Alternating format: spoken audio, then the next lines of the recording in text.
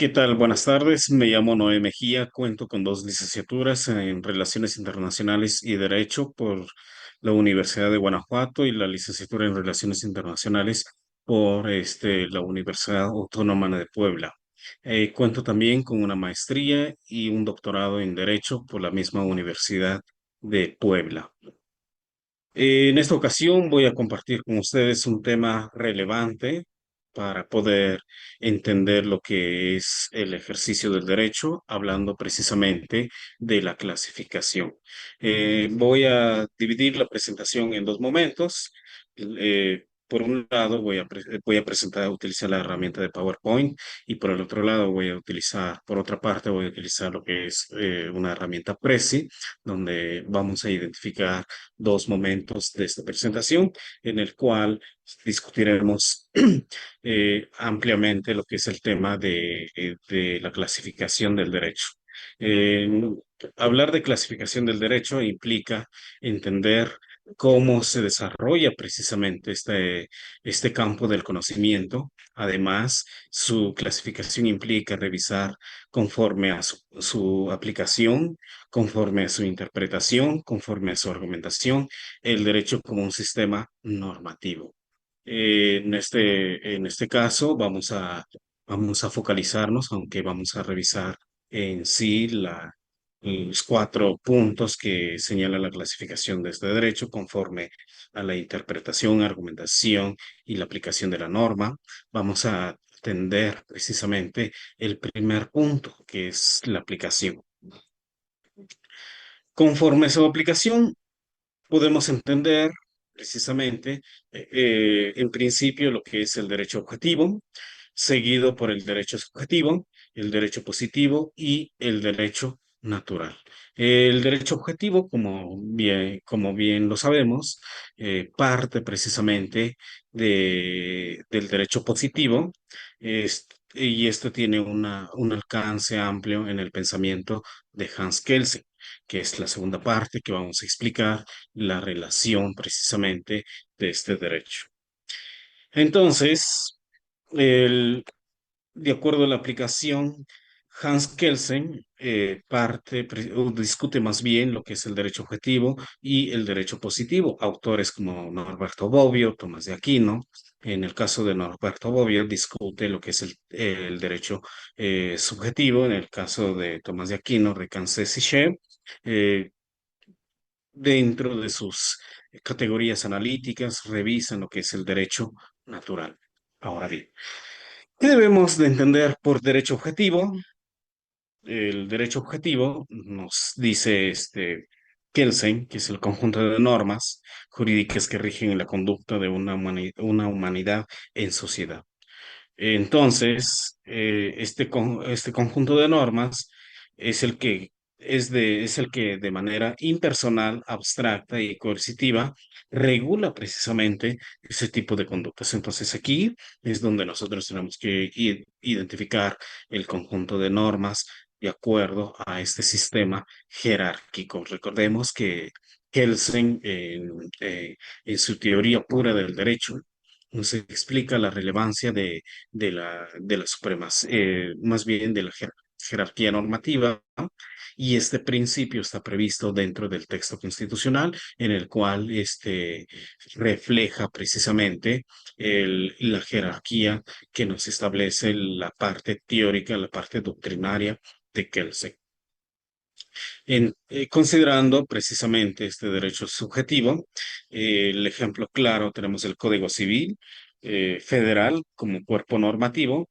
Hans Kelsen en este caso, Hans Kelsen lo defendería como el sistema de normas válidas independientemente de su cumplimiento. Recordemos que una de las características del derecho objetivo es precisamente el proceso que lleva a cabo el legislador para poder eh, eh, implementar este conjunto de normas o poder sugerir la implementación de este conjunto de normas. Entonces, el procedimiento legislativo debe de cumplir con todas sus etapas para efectos de mantener la validez de la norma. Una norma es válida en la medida en que cumple, en estricto sentido, el proceso legislativo. Una norma tiene aplicación en una sociedad en cuanto alcance precisamente el objetivo.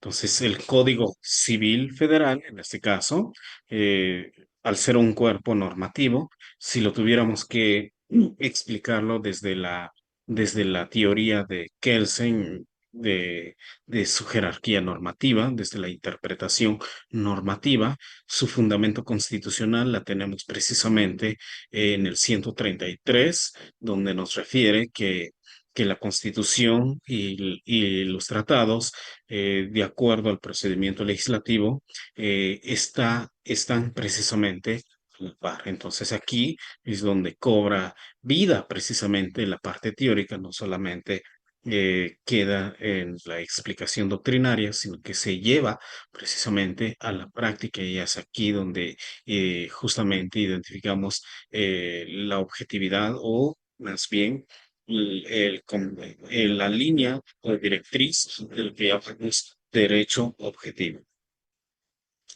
Por otro lado, vamos a encontrar precisamente lo que es el derecho subjetivo. El derecho subjetivo la vamos a entender como la facultad o prerrogativa que tiene una persona para exigir el cumplimiento de una norma jurídica. Surge del derecho objetivo. Por ejemplo, el- la Constitución en su artículo primero nos habla de los diferentes derechos del cual tenemos precisamente este tipo de elementos para poder materializarla. Y aquí es donde Bobbio lo vincula con el poder jurídico del individuo frente al Estado o frente a los particulares. Ahora bien, vamos a ver cómo se vincula precisamente este tipo de enfoques en relación con la teoría de Kelsen. Kelsen, desde sus elementos analíticos, refiere precisamente el derecho y su relación con la naturaleza y explora la relación entre el orden jurídico y el mundo natural en el cual se gesta precisamente esta teoría pura. Entonces aquí es relevante identificar cómo Kelsen relaciona estos tipos de elementos para poder determinar el estudio del derecho y se basa en ciertos principios, el principio de imputación, por ejemplo, y el principio y la evolución de la causalidad. Cada uno tiene una aportación en el estudio del derecho, pero al mismo tiempo debemos de saber cómo concatenar precisamente estos tipos de conceptos para efectos de garantizar o garantizar el ejercicio del derecho desde la óptica del derecho objetivo y desde el derecho subjetivo. Decíamos que el derecho objetivo es la que el cuerpo normativo me marca y el derecho subjetivo son todos aquellos derechos que derivan precisamente de la propia norma. Artículo primero constitucional, donde nos dice que tenemos toda una serie de derechos y a su vez en el marco del cuerpo normativo constitucional observamos toda una serie de derechos. El derecho subjetivo, el derecho objetivo es la norma, y el derecho subjetivo son los derechos que derivan precisamente de esta norma. Entonces, Kelsen hace una relación precisamente entre las ciencias causales y la normatividad.